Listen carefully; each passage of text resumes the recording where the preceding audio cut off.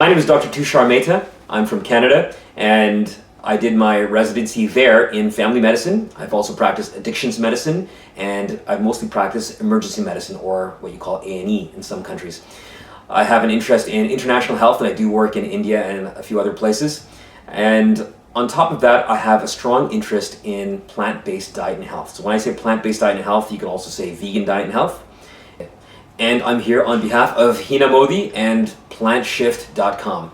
This is Dr. Tushar Mehta. Let's talk about high protein, low carb diet. So everybody's heard nowadays, I think, about paleo diet, right? So it's sort of a high protein, maybe high fat diet, mostly animal protein that people are eating, and a low carb diet. The sort of carbs are sort of demonized in this sort of, and people have this sort of false or artificial notion that people didn't eat carbs or whole grains in paleo times, which is totally false. People did, depending on where they lived on the planet and what was available around them. Okay, there's human populations everywhere, and in some places they ate a lot of beans, some places some meat products, some places more grains, and depending on the season and so forth, and the location where they were. So they did all kinds of things in order to survive.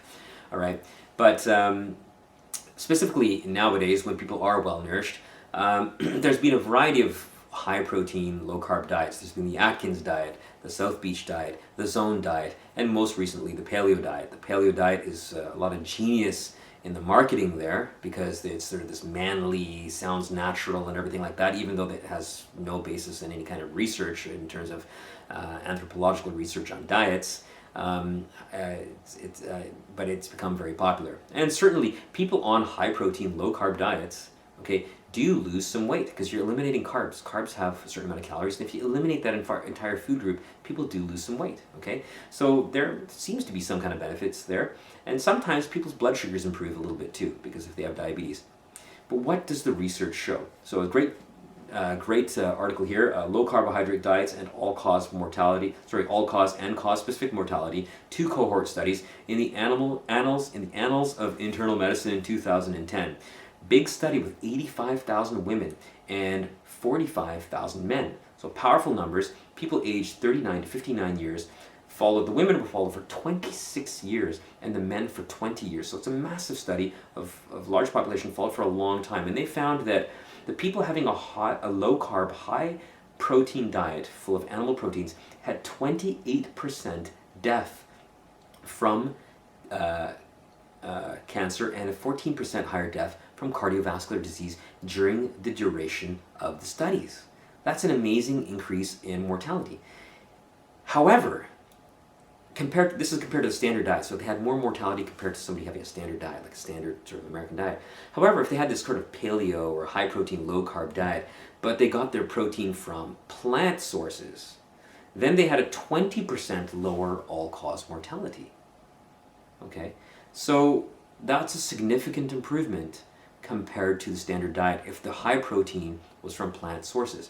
Now remember in the previous video I said that if you're getting too much protein, be careful even if it's from a plant source. And I think that still applies. Maybe too much protein even from plant sources can cause some problems, but definitely from animal protein, getting too much protein causes more problems. And that's the high protein low carb diet. I definitely do not recommend it, but if you are having a high protein low carb diet, multiple studies show that the plant protein is going to be safer. All right, now is it still super safe? Can you overdose on the plant protein? Maybe, okay, but remember what you do need. Most people need 0.6 to 0.8 grams per kilogram of body mass. If you're elderly, pregnant, lactating, or athlete, you may need some more, or some other disease you may need a little bit more, but most people are going to be covered by that amount of protein.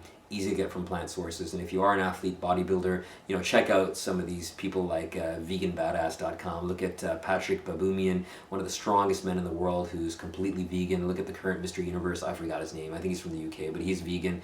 And there's people who are very, very successful, massive guys, if that's what you're looking for, that are plant-based, and they're able to do it, okay, as well as the long distance athletes and so forth.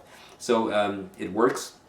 Okay, but it just depends on what you're doing, and you're going to modify your diet according to your needs. Another great guy to mention is Carl Lewis. He's one of the top athletes in the world ever. He's the athlete of the century according to Sports Illustrated. Again, the guy was plant-based vegan, and he won medals in multiple Olympics, being vegan. And his experience was that when he became vegan, this is the experience of a lot of athletes, that when they first became vegan, they actually lost a little bit of weight, lost a bit of muscle mass, because they didn't know how to eat all the protein that they needed.